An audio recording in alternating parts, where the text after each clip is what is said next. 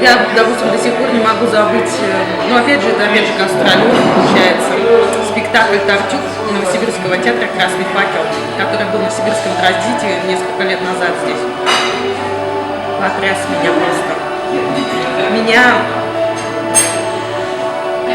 Меня потряс спектакль Олега Юмова «Стулья», например, по Ионеско, который здесь поставил. Хотя ко всем другим его спектаклям, например, вот «Турандот» у него недавно был, мне тоже симпатичен этот спектакль, но это больше как с эстетической точки зрения, скорее, нежели с какой-то душевной работой. Ну, хотя Олег хотел что-то такое развлекательное поставить. Сейчас я думаю. Мне понравились здесь одноактные балеты, сотворенные здесь Питером Кланцем в прошлом году. Современная хореография очень впечатлила. Вообще, ты вот говоришь, когда про сильное впечатление, для меня сильное впечатление это когда это до слез. Вот до слез у меня было последний раз «Вишневый сад», я посмотрела в постановке Анатолия Баскакова в русской драме. Просто до слез я рыдала там, потому что там все очень такое близкое, знакомое, все про меня, короче говоря, видимо, про ту нашу жизнь. Поэтому, и так хорошо это было сделано, что, в общем,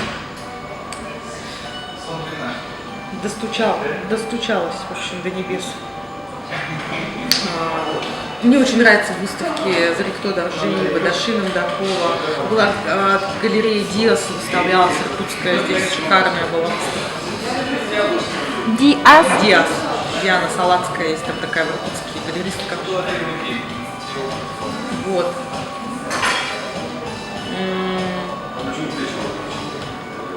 Что еще? «Голос кочевников» для меня всегда это яркое впечатление. Каждый год просто то, что ты там видишь, слышишь, это как-то тоже будоражит. Вот так навскидку. Конечно, все эти концерт Мацуева, да, конечно, это знаковые события такие. Что еще не знаю, так вот сложно вспомнить. Сразу, потому что их много, я живу в этом.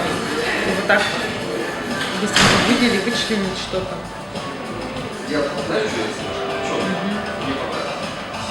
А за пределами? За пределами. За пределами. Из последнего, зимой я была на концерте Теодора Курензиса, его вот этого оркестра в филармонии Кёльна. Очень мне понравилось. Теодор вообще для меня, в общем, неравнодушная к Теодору Курензису. Когда я почитала его интервью, я поняла, что это вот этот человек мой человек вообще.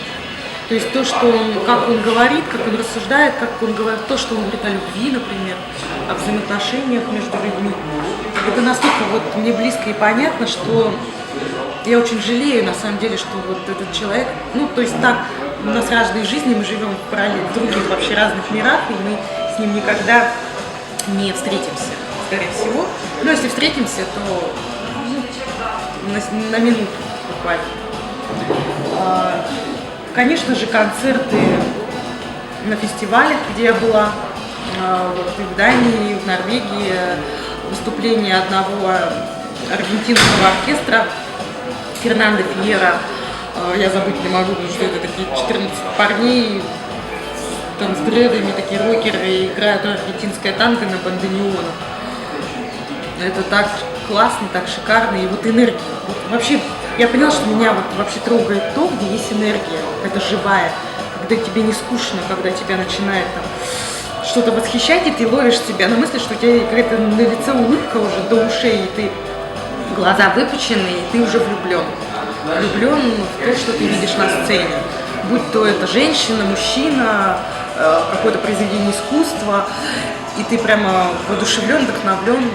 Вот у меня на этих концертах фестивальных такое ощущение было.